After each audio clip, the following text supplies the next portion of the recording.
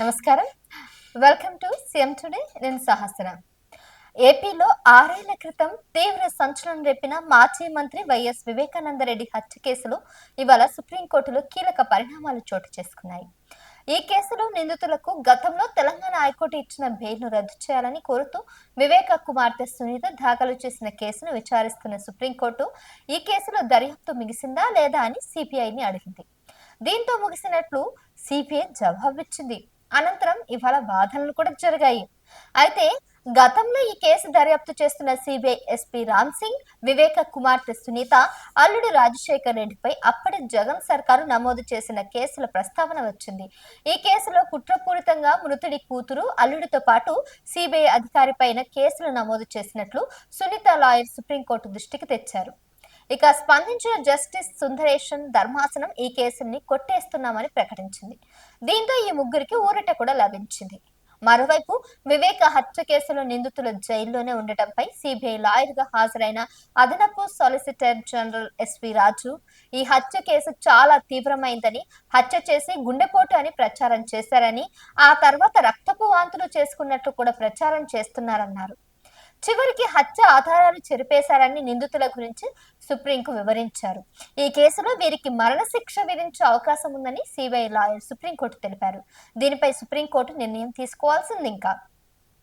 మరోవైపు ఈ కేసులో దర్యాప్తు పూర్తయినట్లు కూడా సుప్రీంకోర్టుకు సిబిఐ చెప్పడంపై సునీత తరపు న్యాయవాది సిద్ధార్థ లూత్రా అభ్యంతరం వ్యక్తం చేశారు. సుప్రీంకోర్టు దర్యాప్తుకు గడువు విధించడం వల్లే సిబిఐ ఇలా దర్యాప్తు ముగించేసినట్లు చెప్తుంది. ఈ కేసులో మరింత లోతైన దర్యాప్తు అవసరమని భావిస్తున్నట్లు తెలిపారు. గతంలో సిబిఐ ఈ కేసులో దర్యాప్తు ముగిసిందని, సుప్రీంకోర్టు ప్రత్యేకంగా ఆదేశిస్తే అదనంగా దర్యాప్తు కొనసాగిస్తామని తెలిపింది. దీనిపైన సుప్రీం నిర్ణయం తీసుకోవాల్సి ఉంది. ఇక ఇవన్నీ పక్కన పెడితే సునీత వివేక హత్య కేసులో కుమార్తె అయినటువంటి సునీత గత కొన్ని సంవత్సరాల నుంచి జగన్మోహన్ రెడ్డి పైన ఆరోపణలు చేస్తూ ఉంది.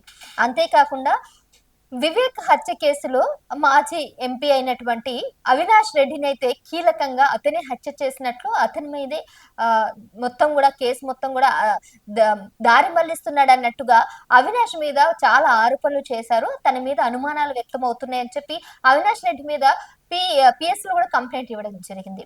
గత ఎన్నికల్లో 2024 ఎన్నికల టైంలో కూడా సునీత ఈ విషయం పైన కూడా వైఎస్ షర్మిల సహాయం తీసుకొని వివేక హత్య కేసుని చాలా కీలకంగా వాళ్ళ గురించి ఎక్స్ప్లెయిన్ చేయడానికి చాలా ప్రయత్నించారు ప్రజల ముందు. ఈ కేసు విషయంలో ఈవెన్ రాజకీయాలను కూడా తారుమారయ్యని చెప్పొచ్చు. వివేక హత్య కేసు ఇప్పుడు ప్రభుత్వం మారడానికి కూడా ఒక కీలకమైనటువంటి అంశం అని చెప్పొచ్చు. మరి ఇంత లోతైనటువంటి ఈ అంశాన్ని సుప్రీంకోర్టు ఇన్ని రోజులు ఎందుకు డిలే చేస్తుందని కూడా ఇప్పటికి కూడా విచారం వ్యక్తం చేస్తున్నారు సునీత. అలాగే కుమార్తె సునీతని, అంతేకాకుండా అవినాష్ మీద చాలా ఆరోపణలు చేసినందుకు అనుమానాలను కూడా అక్కడ చెప్పడంతో అక్కడ పాయింట్ అవుట్ చేస్తూ అటు పోలీసులు కానీ లేదంటే సిబిఐ కూడా దాని విధంగా కూడా ఎంక్వైరీ చేస్తున్నారు. ఏ క్షణమైనా అవినాష్ రెడ్డిని అరెస్ట్ చేస్తారు.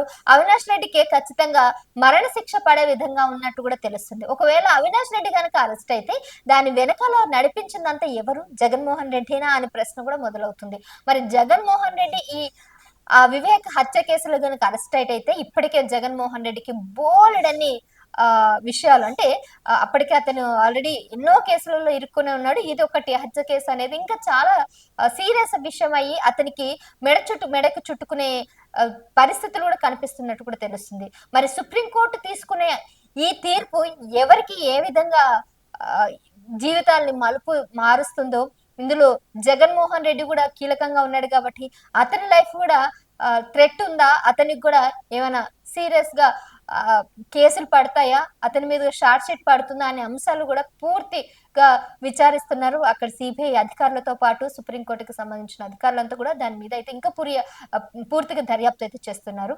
చూద్దాం సుప్రీంకోర్టు తీర్పు వచ్చే వరకు ఏం జరుగుతుంది ఏంటి అనే ఉత్కంఠ అక్కడ కడప జిల్లాలోనే కాకుండా యావత్ ఆంధ్రప్రదేశ్ ప్రజలంతా కూడా ఎదురు చూస్తున్నారు.